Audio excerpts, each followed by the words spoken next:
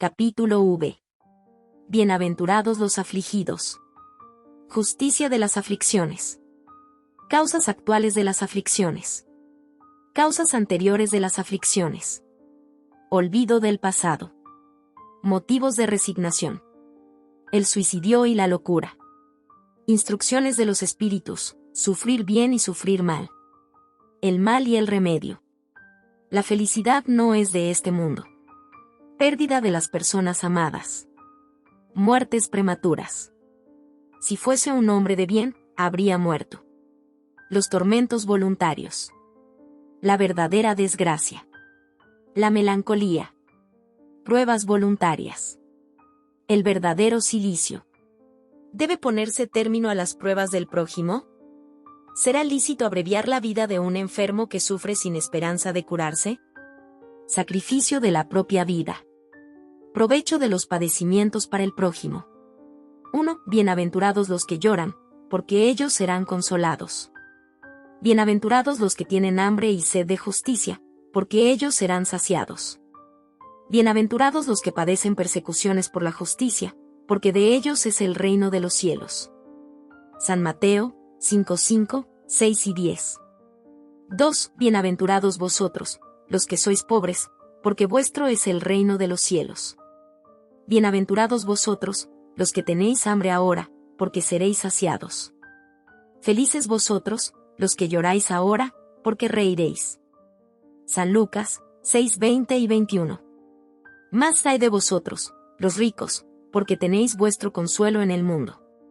Ay de vosotros, los que estáis saciados, porque tendréis hambre. Ay de vosotros, los que reís ahora, porque gemiréis y lloraréis. San Lucas 6:24 y 25. Justicia de las aflicciones. 3. Las compensaciones que Jesús promete a los afligidos de la tierra solo pueden tener lugar en la vida futura. Sin la certeza del porvenir, esas máximas serían absurdas, más aún, serían un engaño. Incluso con esa certeza, difícilmente comprendemos la utilidad de sufrir para ser felices. Se dice que así sucede para conseguir más mérito. Pero en ese caso nos preguntamos, ¿por qué algunos sufren más que otros? ¿Por qué algunos nacen en la miseria y otros en la opulencia, sin que hayan hecho nada que justifique esa situación? ¿Por qué a algunos nada les sale bien, mientras que a otros todo parece sonreírles? Sin embargo, lo que se comprende menos aún es ver los bienes y los males tan desigualmente distribuidos entre el vicio y la virtud, así como ver que los hombres virtuosos sufren al lado de los malos que prosperan. La fe en el porvenir puede consolar y aportar paciencia, pero no explica esas anomalías que en apariencia desmienten la justicia de Dios. No obstante, siempre que se admita la existencia de Dios, no es posible concebirlo sin la infinitud de las perfecciones. Dios debe ser todo poder, todo justicia, todo bondad, pues sin eso no sería Dios. Ahora bien, si Dios es soberanamente bueno y justo, no puede obrar por capricho ni con parcialidad. Las vicisitudes de la vida tienen, pues, una causa, y puesto que Dios es justo, esa causa debe ser justa. Esto es lo que todos debemos asimilar correctamente. Dios orientó a los hombres hacia el descubrimiento de esa causa mediante las enseñanzas de Jesús, y en la actualidad, al juzgar que se hallan suficientemente maduros para comprenderla, la revela por completo a través del espiritismo, es decir, mediante la voz de los espíritus. Causas actuales de las aflicciones.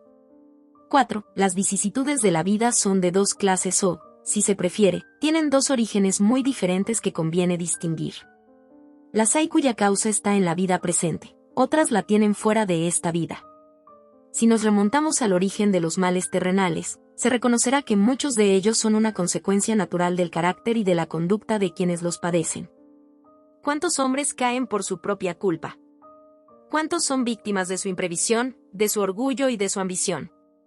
¿Cuántos terminan en la ruina por falta de orden, de perseverancia, porque no tienen conducta o porque no supieron poner un límite a sus deseos?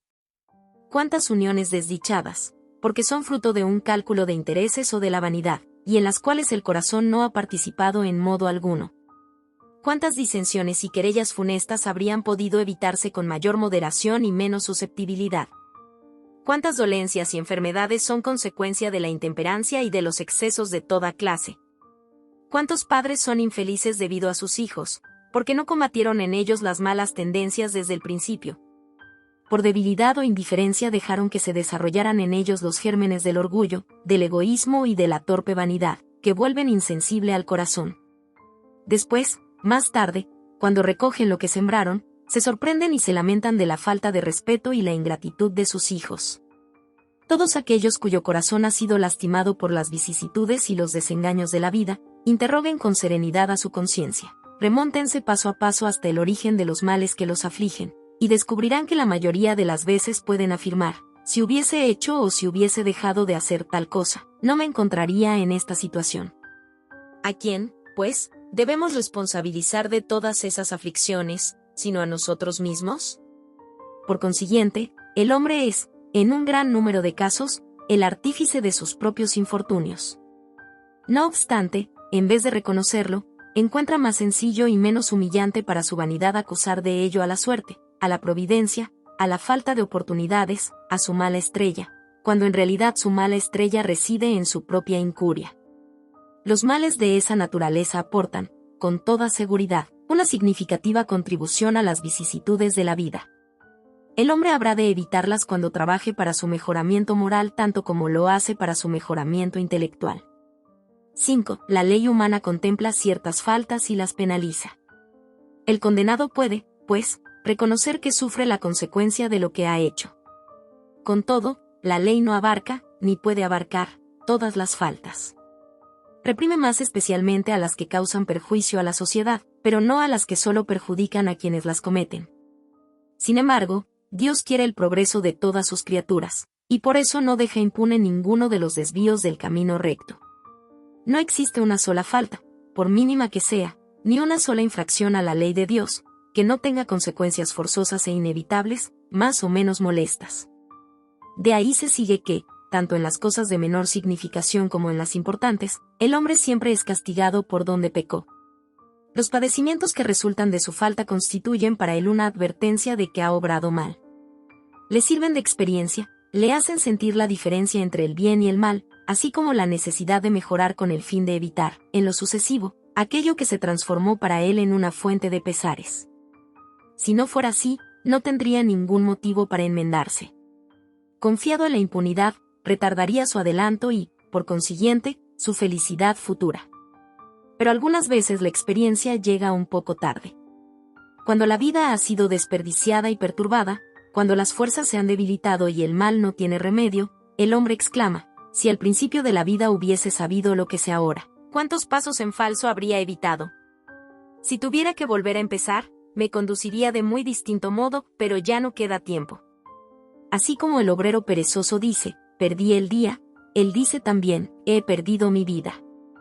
No obstante, del mismo modo que para el obrero el sol sale al día siguiente, y empieza una nueva jornada que le permite recuperar el tiempo perdido, también para el hombre, después de la noche de la tumba, resplandecerá el sol de una nueva vida, en la que podrá aprovecharla experiencia del pasado y las resoluciones acertadas que tomó para el porvenir. Causas anteriores de las aflicciones. 6. Pero si bien en esta vida existen males cuya causa principal es el hombre, hay otros a los que es ajeno por completo, al menos en apariencia, y que parecen afectarlo como por obra de la fatalidad. Son ellos, por ejemplo, la pérdida de los seres queridos y la de los que constituyen el sostén de la familia. También son los accidentes que ninguna previsión hubiera podido evitar, los reveses de fortuna que frustran todas las medidas de prudencia, las plagas naturales, las enfermedades de nacimiento, particularmente aquellas que quitan a tantos desdichados los medios de ganarse la vida con su trabajo, las deformidades, la idiotez, el cretinismo, etc. Los que nacen en semejantes condiciones, seguramente no han hecho nada en esta vida para merecer, sin compensación alguna, una suerte tan triste, que no pudieron evitar, que están en la imposibilidad de cambiar por sí mismos y que los deja a merced de la conmiseración pública. ¿Por qué, pues, existen esos seres tan infortunados, mientras que a su lado, bajo un mismo techo y en la misma familia, hay otros favorecidos en todos los sentidos?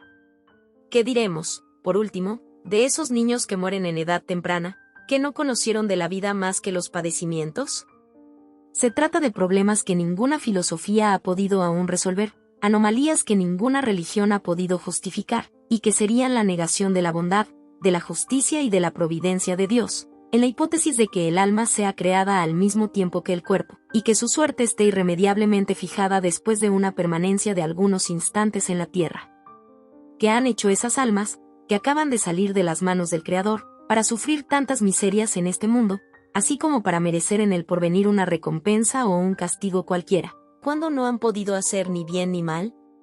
Con todo, en virtud del axioma según el cual todo efecto tiene una causa, esas miserias son efectos que deben tener una causa, y desde el momento en que admitimos la existencia de un Dios justo, esa causa también debe ser justa. Ahora bien, como la causa precede siempre al efecto, si aquella no está en la vida actual, debe ser anterior a esta vida, es decir, debe pertenecer a una existencia precedente. Por otra parte, como no es posible que Dios castigue a alguien por el bien que ha hecho ni por el mal que no ha hecho, si somos castigados, es porque hemos obrado mal. Si no hemos hecho el mal en esta vida, lo hicimos en otra. Nadie puede evadir esta alternativa, en la que la lógica determina de qué lado está la justicia de Dios. Por consiguiente, el hombre no es castigado siempre, o completamente castigado, en su existencia presente, pero nunca escapa a las consecuencias de sus faltas. La prosperidad del malo solo es momentánea, pues si no espía hoy, espiará mañana, mientras que el que sufre está espiando su pasado. La desgracia que en un principio parece inmerecida tiene, pues, su razón de ser, y el que sufre puede decir en todos los casos: perdóname, Señor, porque he pecado. 7. Los padecimientos que se deben a causas anteriores suelen ser, al igual que los derivados de las faltas actuales, la consecuencia natural de las faltas cometidas. Esto significa que, por una justicia distributiva rigurosa, el hombre sufre lo que ha hecho sufrir a otros. Si ha sido duro e inhumano, podrá a su vez ser tratado con dureza e inhumanidad. Si ha sido orgulloso, podrá nacer en una condición humillante. Si ha sido avaro, egoísta, o ha hecho mal uso de su fortuna, podrá carecer de lo necesario. Si ha sido mal hijo, los suyos lo harán sufrir, etc. Así se explican, mediante la pluralidad de las existencias y el destino de la tierra como mundo expiatorio, las anomalías que presenta la distribución de la felicidad y de la desgracia entre los buenos y los malos en este mundo. Esas anomalías solo existen en apariencia, porque se las considera solamente desde el punto de vista de la vida presente. No obstante, aquel que se eleve con el pensamiento, de modo de abarcar una serie de existencias, verá que a cada uno se le ha dado la parte que merece, sin perjuicio de la que le corresponderá en el mundo de los espíritus, y descubrirá que la justicia de Dios nunca cesa. El hombre jamás debe olvidar que se halla en un mundo inferior, en el que solo lo retienen sus imperfecciones. Ante cada vicisitud debe decirse que, si perteneciera a un mundo más adelantado, no le sucedería eso, y que de él depende no volver más aquí, trabajando para su mejoramiento. 8. Las tribulaciones de la vida son impuestas a los espíritus empedernidos, o bien a los espíritus demasiado ignorantes, que no pueden hacer una elección con conocimiento de causa. En cambio, son elegidas libremente y aceptadas por los espíritus arrepentidos, que quieren reparar el mal que han hecho y se proponen obrar mejor. Lo mismo sucede con el que ha desempeñado mal su tarea y solicita empezarla de nuevo, para no perder el beneficio de su trabajo. Por consiguiente, esas tribulaciones son, al mismo tiempo, expiaciones que castigan el pasado, y pruebas que preparan el porvenir. Demos gracias a Dios porque, en su bondad, concede al hombre la facultad de la reparación y no lo condena irremediablemente por una primera falta. 9. Con todo, no debe creerse que los padecimientos que se soportan en la tierra son necesariamente el indicio de una falta determinada. A menudo son simples pruebas que el espíritu elige para acabar su purificación y acelerar su adelanto. Así, la expiación sirve siempre de prueba, pero la prueba no siempre es una expiación. No obstante, tanto las pruebas como las expiaciones son siempre señales de una inferioridad relativa, porque quien es perfecto no tiene necesidad de ser puesto a prueba. Es posible, pues, que un espíritu haya adquirido cierto grado de elevación y que, si quiere adelantar aún más, solicite una misión, una tarea que cumplir, por la que, en caso de que salga victorioso, será tanto más recompensado cuanto más penosa haya sido la lucha.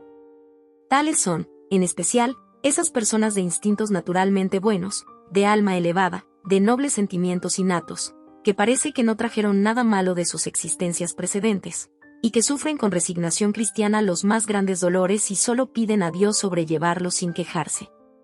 Por el contrario, podemos considerar expiaciones las aflicciones que provocan quejas e impulsan al hombre a rebelarse contra Dios. El sufrimiento que no provoca quejas, sin duda puede ser una expiación, pero eso indica que ha sido escogida voluntariamente y no impuesta, y que constituye la prueba de una firme resolución, lo que es un signo de progreso. 10. Los espíritus solo pueden aspirar a la perfecta felicidad cuando son puros. Toda mancha les impide el ingreso en los mundos dichosos. Son como los pasajeros de una nave afectada por la peste, a los que les está prohibido entrar en una ciudad hasta que se hayan curado. Los espíritus se despojan poco a poco de sus imperfecciones en las diversas existencias corporales. Las pruebas de la vida contribuyen a su adelanto cuando se sobrellevan bien. En calidad de expiaciones, borran las faltas y purifican.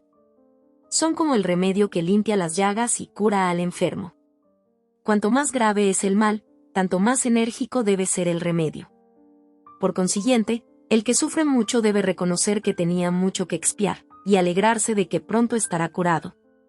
Depende de él, por medio de su resignación, hacer que ese sufrimiento sea productivo, y no perder el fruto con sus quejas, pues de lo contrario tendrá que volver a empezar. Olvido del pasado. 11. En vano se alega que el olvido constituye un obstáculo para que se pueda aprovechar la experiencia de las existencias anteriores. Si Dios ha juzgado conveniente echar un velo sobre el pasado, es porque eso resulta útil. En efecto, el recuerdo traería inconvenientes muy graves. Podría, en ciertos casos, humillarnos sorprendentemente, o bien exaltar nuestro orgullo, y por lo mismo poner trabas a nuestro libre albedrío. En todos los casos, ocasionaría una perturbación inevitable en las relaciones sociales. El espíritu renace a menudo en el mismo medio en que ha vivido ya, y establece relaciones con las mismas personas, a fin de reparar el mal que les ha hecho. Si reconociera en ellas a las personas que ha odiado, tal vez su odio se despertaría otra vez. De todos modos, se sentiría humillado por la presencia de aquellos a los que hubiera ofendido. Dios nos ha dado, para que mejoremos, precisamente lo que nos es necesario y suficiente, la voz de la conciencia y nuestras tendencias instintivas. Asimismo, nos quita lo que podría perjudicarnos. Al nacer, el hombre trae consigo lo que ha adquirido. Nace siendo lo que él hizo de sí mismo. Cada existencia es para él un nuevo punto de partida. Poco le importa saber lo que fue antes. Si es castigado, se debe a que ha hecho el mal. Sus tendencias malas actuales son indicio de lo que le falta corregir en él, y en eso debe concentrar toda su atención, porque de aquello de lo que se ha corregido completamente, no quedará rastro alguno. Las buenas resoluciones que ha tomado son la voz de la conciencia, que le advierte acerca de lo que está bien y de lo que está mal, y le da fuerzas para resistir a las tentaciones. Por lo demás, ese olvido solo tiene lugar durante la vida corporal. Cuando regresa a la vida espiritual, el espíritu recobra el recuerdo del pasado. Solo se trata, pues, de una interrupción momentánea, semejante a la que se produce en la vida terrenal durante el sueño, que no nos impide recordar al día siguiente lo que hemos hecho en la víspera y en los días precedentes. Incluso no solo después de la muerte el espíritu recobra el recuerdo de su pasado. Se puede decir que no lo pierde nunca, pues la experiencia demuestra que, aunque esté encarnado, durante el sueño del cuerpo y mientras goza de cierta libertad, el espíritu tiene conciencia de sus actos anteriores. Sabe por qué sufre, y sabe que ese sufrimiento es merecido. El recuerdo solo se borra durante la vida exterior de relación. Con todo, a falta de un recuerdo preciso, que podría resultarle penoso y perjudicar sus relaciones sociales, el espíritu toma nuevas fuerzas en esos instantes de emancipación del alma, en caso de que sepa aprovecharlos. Motivos de resignación. 12. Con estas palabras, bienaventurados los afligidos, porque serán consolados, Jesús indica, al mismo tiempo, la compensación que aguarda a los que sufren, y la resignación que hace bendecir al sufrimiento como preludio de la curación. Esas palabras también pueden traducirse de este modo: debéis consideraros felices de sufrir, porque vuestros dolores en este mundo son el pago de la deuda que habéis adquirido mediante vuestras faltas pasadas, y esos dolores, cuando se soportan con paciencia en la tierra, os ahorran siglos de padecimientos en la vida futura.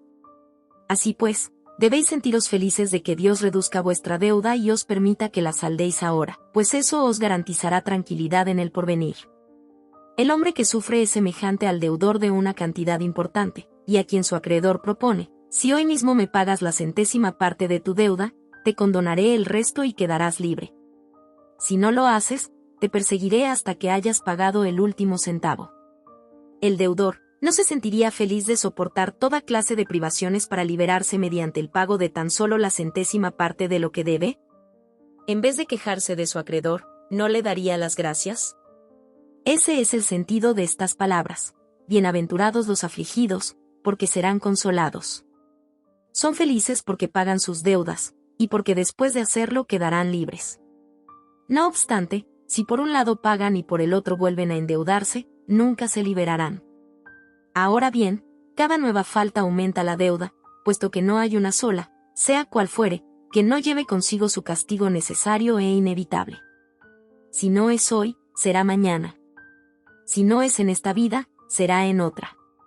Entre esas faltas es preciso colocar en primer lugar la ausencia de sumisión a la voluntad de Dios. Entonces, si en las aflicciones nos quejamos, si no las aceptamos con resignación y como algo que tenemos merecido, si acusamos a Dios de ser injusto, contraemos una deuda nueva, que nos hace perder el beneficio que habríamos podido obtener del sufrimiento.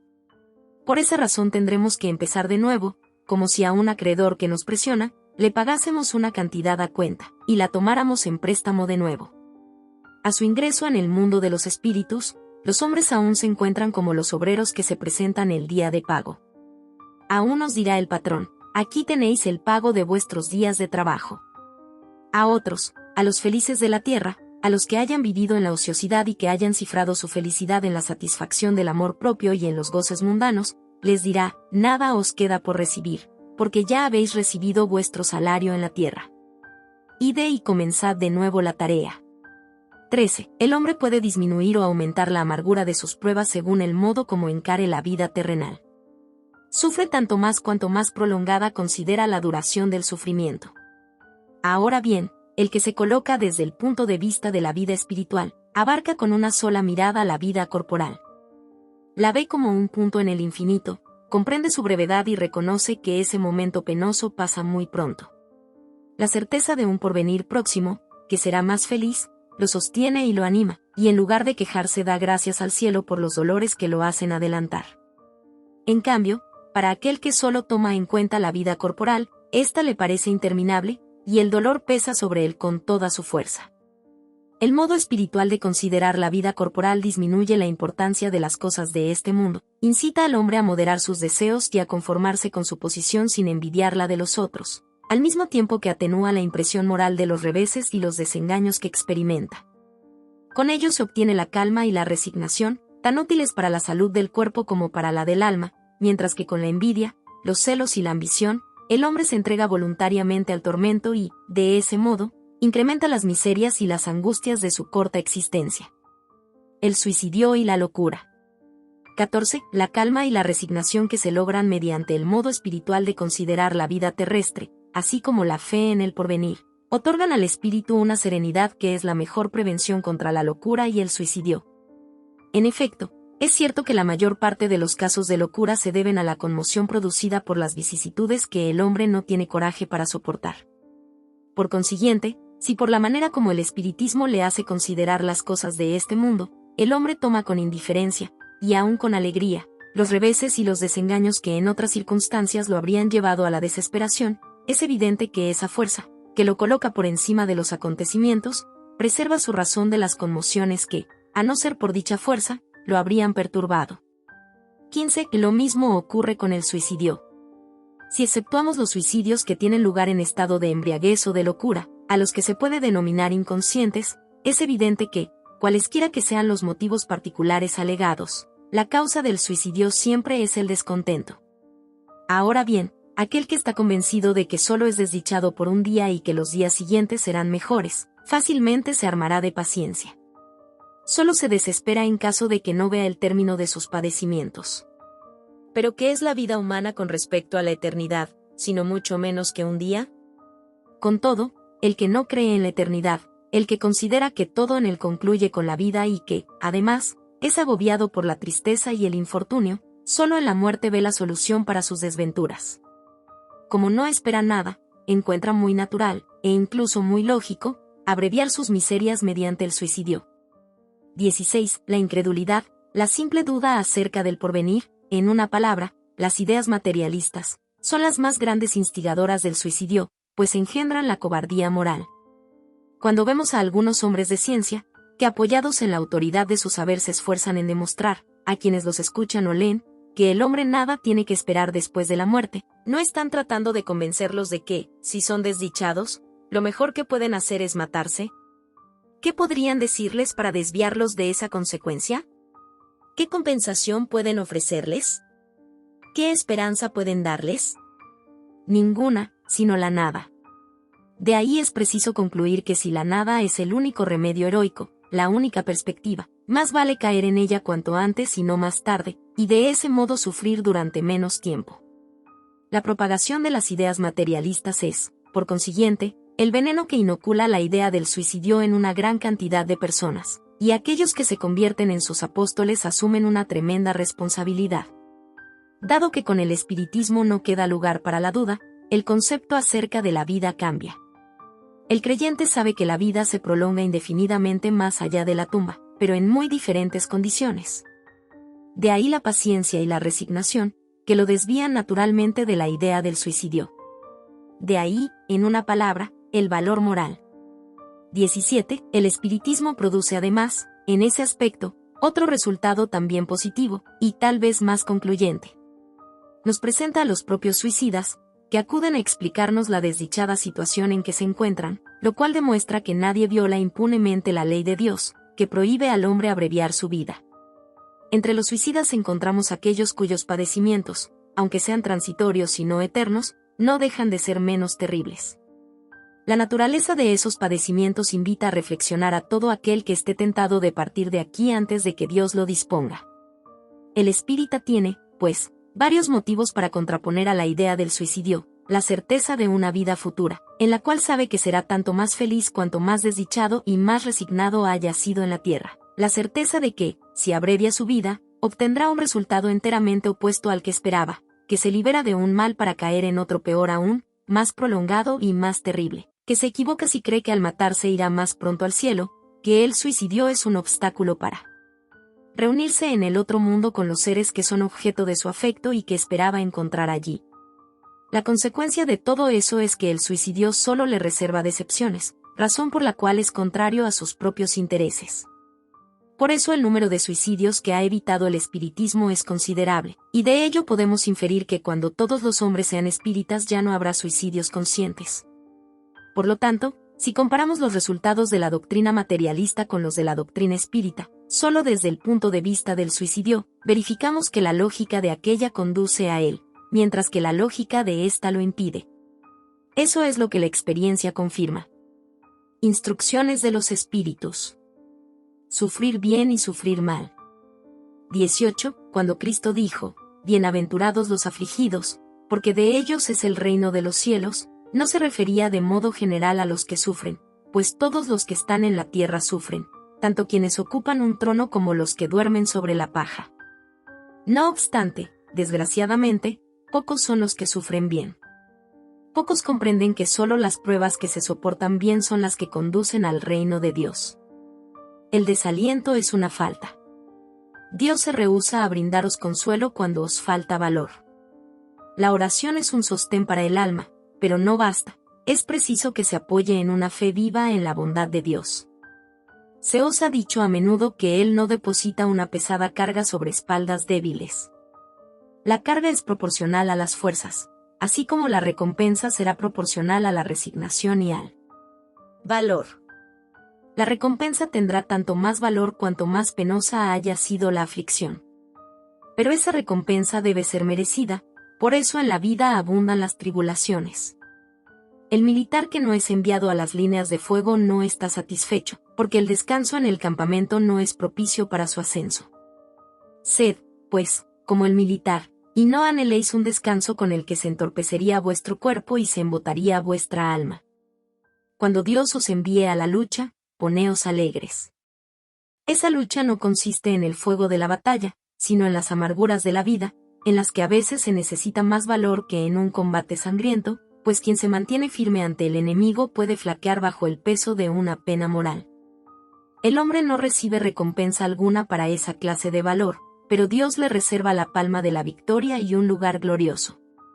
Cuando tengáis un motivo para el sufrimiento o la contrariedad, intentad superarlo, y cuando lleguéis a dominar los impulsos de la impaciencia, de la cólera o la desesperación, decíos a vosotros mismos, con justa satisfacción, he sido más fuerte. Bienaventurados los afligidos puede, por consiguiente, traducirse de este modo, bienaventurados los que tienen ocasión de poner a prueba su fe, su firmeza, su perseverancia y su sumisión a la voluntad de Dios, porque obtendrán centuplicada la alegría que les falta en la tierra, y a continuación del trabajo vendrá el descanso. La Cordaire. El Havre, 1863. El mal y el remedio. 19. ¿Acaso vuestra tierra es un lugar de alegrías, un paraíso de delicias? ¿No resuena aún en vuestros oídos la voz del profeta? ¿No proclamó que habría lágrimas y crujido de dientes para los que nacieran en este valle de dolores? Vosotros, que venís a vivir en él, esperad, por lo tanto, lágrimas ardientes y penas amargas, y por más agudos y profundos que sean vuestros dolores, levantad los ojos hacia el cielo y bendecid al Señor porque ha querido probaros. Oh, hombres, ¿acaso solo reconoceréis el poder de vuestro Señor cuando Él haya curado las llagas de vuestro cuerpo y coronado vuestros días de beatitud y de gozo?